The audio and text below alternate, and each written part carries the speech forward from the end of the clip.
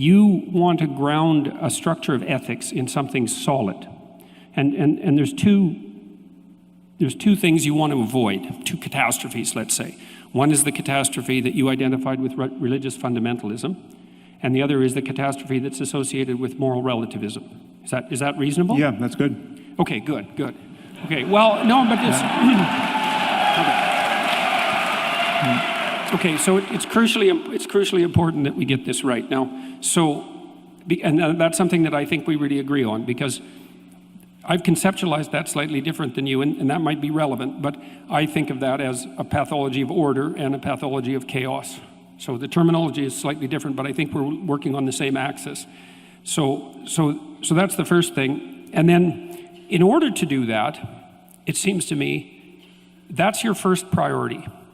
And then maybe your second priority is something like, you see undue suffering in the world, plenty of it, and you would think that things would be better if that wasn't the case, and that this morality, whatever it's going to be, is at least going to ground itself in part on the presupposition that the less undue suffering in the world, the better. Is that also reasonable? Yeah, I would just add to that the positive side of the continuum as well. So as you know, the phrase I use, or the word I use for this is well-being. Yep. And I know from having, I don't think we spoke about this on my podcast, but from having seen you in other interviews, I think you think that phrase doesn't capture everything one could reasonably want.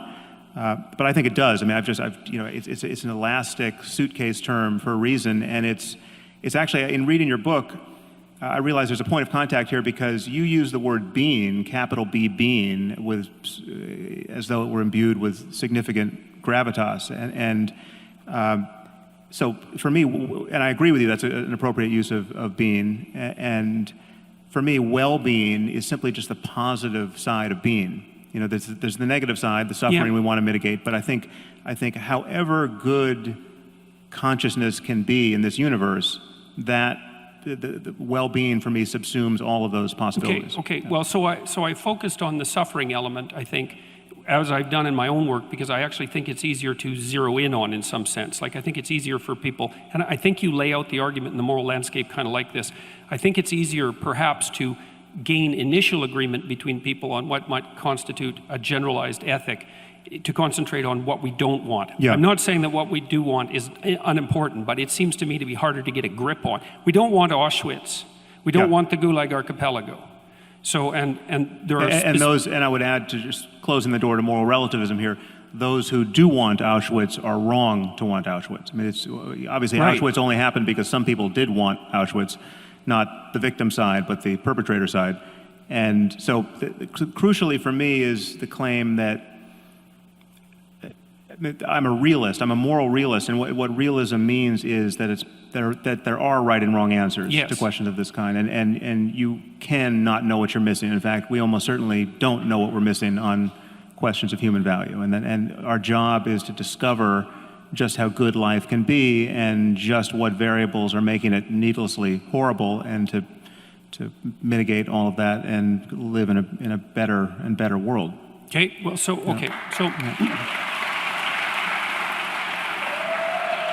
Okay, so that's a lot of points of agreement. So I also believe that there is a catastrophe of arbitrary moral injunction, and that there's a catastrophe of moral relativism, and that has to be dealt with, and that there are genuine differences between the proper way of behaving morally and the improper way of behaving morally. And I think that they are grounded in human universals, even though there's a wide amount of variation. So that's a lot of points of agreement, right? So we know that there's two things we want to avoid, conceptually speaking, which is the moral relativism and this kind of moral absolutism that's grounded in an arbitrary statement of facts that you identify with religious fundamentalism. I would identify that with fundamentalism more generally, not with religious fundamentalism per se, because I see it also happening in secular states, let's say, like Nazi Germany or so it doesn't seem to be religious fundamentalism per se that's crucial to your argument. No, it's not. So that just to close the loop on that, the only reason why I would focus on religion in particular there is that religion is the only language game wherein fundamentalism and dogmatism, dogmatism is not a pejorative concept. Dogma is a good word, specifically within Catholicism. And the notion that you must believe things on faith, that is in the absence of compelling evidence that would otherwise cause a rational person to believe it, that in a religious context is considered a feature, not a bug. Elsewhere, we recognize it to be a bug, and that's why the unique focus on religion.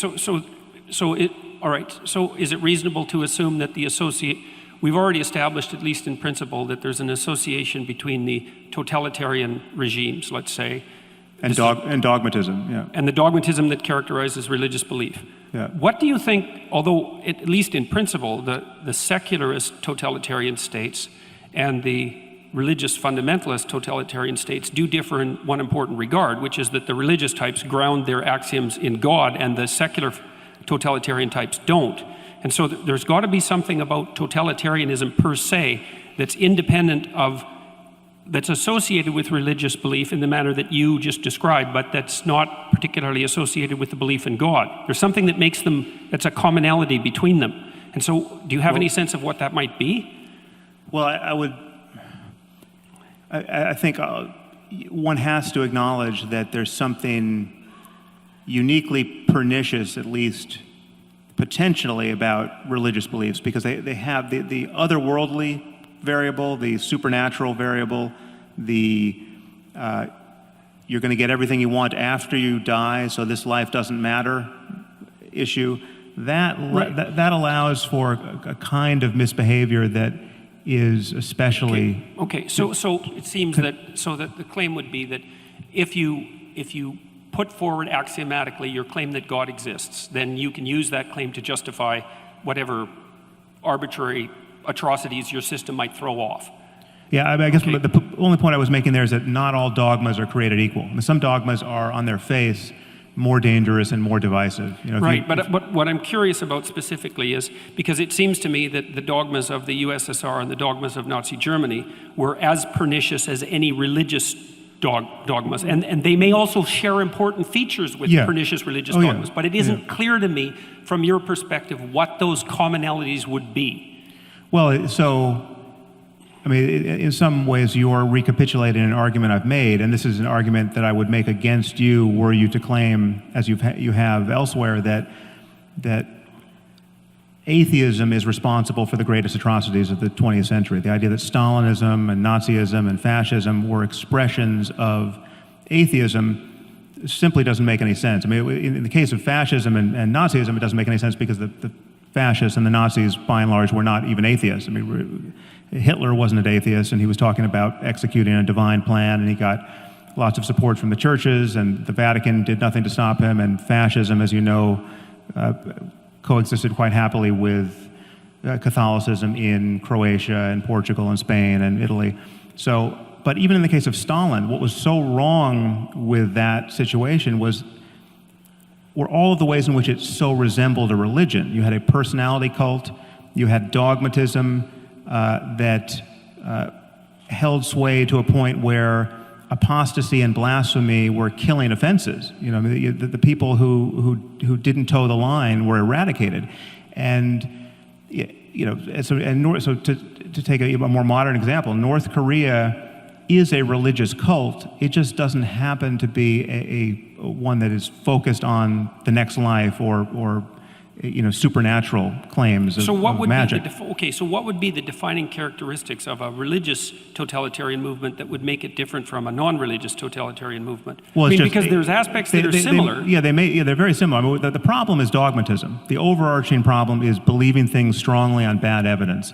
And and the reason why dogmatism is so dangerous is that it doesn't allow us to revise our bad ideas in real time through conversation. Dogmas have to be enforced by force or the threat of force, because the moment someone has a better idea, you have to shut it down in order to preserve your dogmas. Okay. So the commonality seems to be something like claims of absolute truth at some level that you're no longer allowed to discuss. Yeah. Okay, and so that's another point of agreement then, I would say, because part of the reason that I've been, let's say, a free speech advocate, although I don't think that's the right way of thinking about it, is because I think of free discourse, like the discourse that we're engaged in, as the mechanism that corrects totalitarian excess or dogmatic excess. And so I also think that systems of governance that are laying themselves out properly have to elevate the process by which dogmatic errors are corrected over the dogmas themselves, which is why I think the Americans are right, say, with regard to their First Amendment, is the process of free speech is the process by which dogmatic errors are rectified. And so it has to be put at the pinnacle of the hierarchy of values, something like that. No, I think you and I totally agree about the primacy of free speech. Okay, good. Okay, so that's another, fine.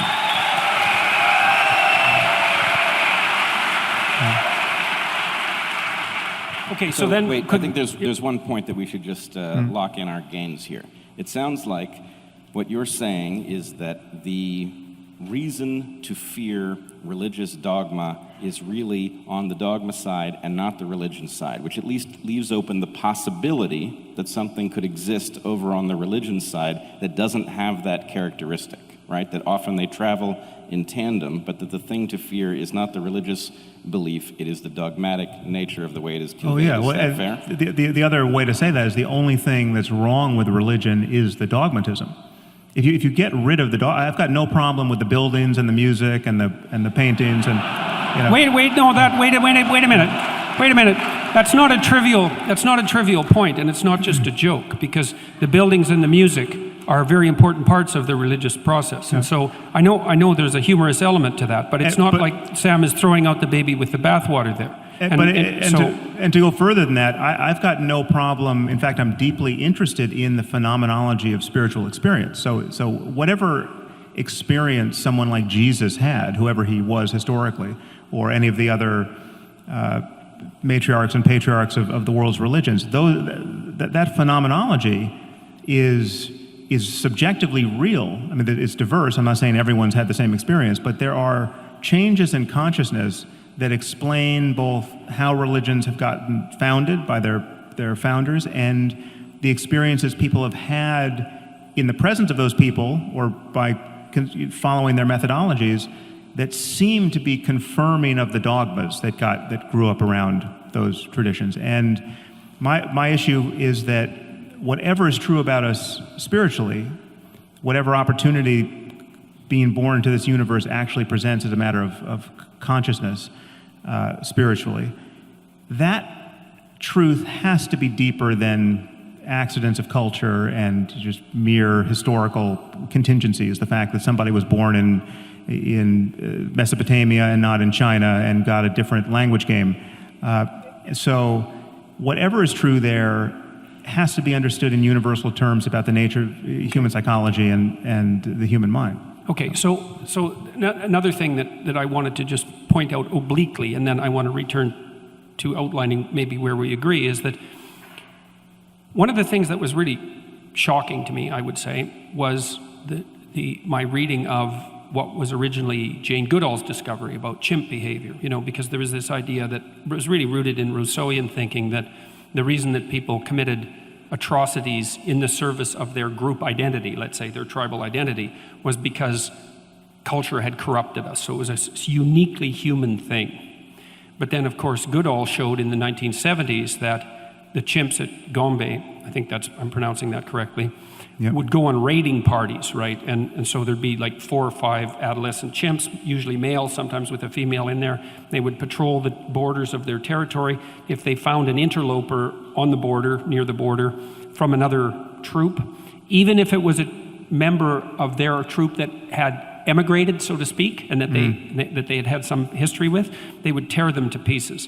And of course, that was shocking to Goodall, and my understanding is she had some trepidations about publishing it, although she did. But then that's been noted repeatedly in other forms of chimp behavior. So, see, I've been really interested in the commission of atrocity in the service of belief. And it's tempting to pin that, say, on dogma and then to associate that with religious dogma. I think that's all tempting. But the fact that chimps do it shows that it can't be a consequence of something like religious belief, unless you're willing to say that the reason that chimps commit atrocity in the service of their troop and their territory is because chimps are religious. And so they're not religious, and they don't really hold a secular totalitarian viewpoint, but they still act out the atrocity element that's characteristic of human behavior. And so to me, that makes the problem deeper than one of mere, let's say, surface statements about metaphysics. Well, obviously, the problem of primate aggression, which we've inherited along with the chimps, is deeper, or at least different, than the problem of religious violence or totalitarian political structures that get the worst out of people. So, we have these primate capacities that we have to correct for, and we're busily trying to correct for almost everything that we've been evolved to do. We don't like the state of nature for good reason, and virtually everything that's good about human life is born of our, I would argue, culture-based and highly intelligent and necessary effort to mitigate what is in fact natural for us. And there's nothing more natural than tribal violence, which of the sort that you're describing in chimps. Okay, so then it also seems like we agree that the core element of tribal alliance, which would have its roots, say, in the chimpanzee proclivity to, or its analog in the chimpanzee proclivity to identify with the dominance hierarchy of the troop, is something that's a source of the proclivity for human social aggression, that's independent of its, at least independent of any obvious religious substrate. So there are other reasons for group belief and the commission of atrocity that can't be directly attributed to religious dogma. Yeah, but and what most worries me about religion, I would say, obviously religion can channel these primate urges in unhappy ways. So you can get tribal violence that gets amplified by religious dogmatism, and that should trouble everyone. But it's not unique to religion. It's also nationalism, and it's racism, and it's all other kinds of dogmatism. But what most worries me are those cases where clearly good people who are not necessarily captured by tribalism per se are doing the unthinkable based purely on religious doctrines that they believe wholeheartedly without good evidence. So you have the person who joins ISIS who wasn't even Muslim before they converted 16 months ago, and they go all the way down the rabbit hole to the most doctrinaire, most committed, most uncompromising view of just how you have to live in this world if you're going to be Muslim. And they join ISIS based on the idea that salvation only goes one way, and that dying in defense of the one true faith is the best thing that can happen to you. There's no question that there are individuals who have made that journey. In fact, there are individuals by the thousands who have made that journey. And there are far more benign versions of that. There are people who just waste their lives, I would argue, converting to whatever the belief system is, and just wasting a lot of time worrying about hell or worrying about the fact that their child is gay and the creator of the universe doesn't approve of that. And there are all kinds of suffering that strike me as truly unnecessary, born not of, again, ape-like urges, but ideas that any rational person would, if believed, would follow to that same terminus. I mean, the thing is, if you buy the fact, again, to take Islam as a current example, if you buy the claim that the Quran is the perfect word of the creator of the universe, never to be superseded by anything humanity does now or 1,000 years from now, that commits a rational then the exercise of human reason is bounded by this, I would argue, pathological frame, which leads to certain outcomes that should really worry us.